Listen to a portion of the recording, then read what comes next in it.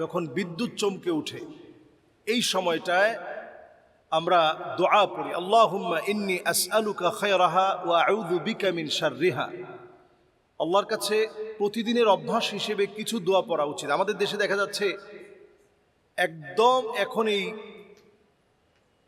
ঠাডা পড়ে, যেটাকে ঠাডা বলা হয় বাংলায়, এরকম বিদ্যুৎ চমকের সময় বের হওয়ার পর এই বিদ্যুৎ স্পটেই মারা গিয়েছে অনেক রাখাল, সাধারণ মানুষ, জনগণ বাইরে বের হয়েছে, সেখানে মৃত্যুবরণ করেছে। সুতরাং এটা একটা ভয়াবহ দিক, আযাবের দিক, গজবের দিক। এই সময়ে দোয়া করেন, আল্লাহুম্মা ইন্নী আসআলুকা খায়রাহা ওয়া আউযু বিকা মিন শাররিহা। আল্লাহ আপনার কাছে এর কল্যাণ কামনা করি, অকল্যাণ থেকে আল্লাহ আপনার কাছে পানাহ চাই। এই দোয়াটা মুখস্থ করে নেওয়া, যদি আমরা আরবিতে না পারি বাংলায় অন্তত এই দোয়াটা মুখস্থ করি, আল্লাহ আপনার কাছে কল্যাণ চাই, অকল্যাণ থেকে বাঁচতে চাই। এই বজ্রপাতের সময় এই দোয়াটা বেশি বেশি পড়া, সতর্ক থাকা। একটা সময় বাড়ির মধ্যে আর্থিং টানা হতো, এই আর্থিং টানার কারণে অন্তত বাড়ির যে আসবাবপত্রগুলো আছে, বিশেষ করে কারেন্টের এসি টেসি, ফ্যান, ফ্রিজ, এগুলো ভালো থাকতো। আমরা এখন এগুলোর ক্ষেত্রে সতর্ক নাই। বড় বড় তাল গাছ এক সময় ছিল, যেই তাল গাছগুলোর কারণে ওই তাল গাছের মধ্যে সেই সময়ে এই বজ্রগুলো পড়তো, বজ্রপাতে কারো মৃত্যু হতো না। আমরা গাছ কেটে ফেলেছি।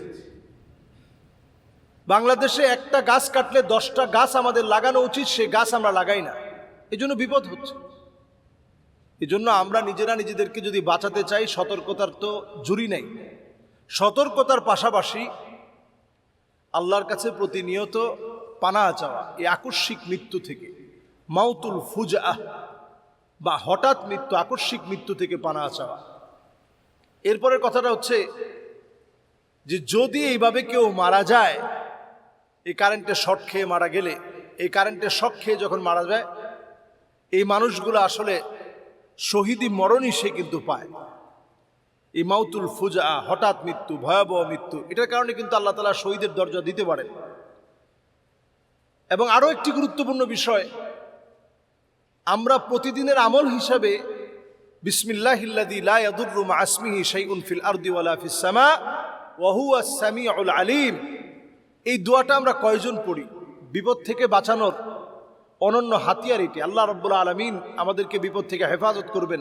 ঘর থেকে বের হওয়ার সময় কয়জন আমরা পড়ি বিসমিল্লাহি তাওয়াক্কালতু আলাল্লাহ লা হাওলা ওয়ালা কুওয়াতা ইল্লা বিল্লাহ? কয়জন আমরা পড়ি? আসলে পড়ি না। কিন্তু এজন্য বিপদ আমাদের চারপাশ থেকে, আমাদের নতুন নতুন বিপদ আসতেছে। আমরা গাছ কেটে ফেলেছি, সাবধানতা আমাদের মধ্যে একেবারেই নেই, বড় বড় বিল্ডিং আমরা করেছি, এই সব করে পরিবেশটাকে আমাদের বসবাস অনুপযোগী আমরা বানিয়ে ফেলেছি।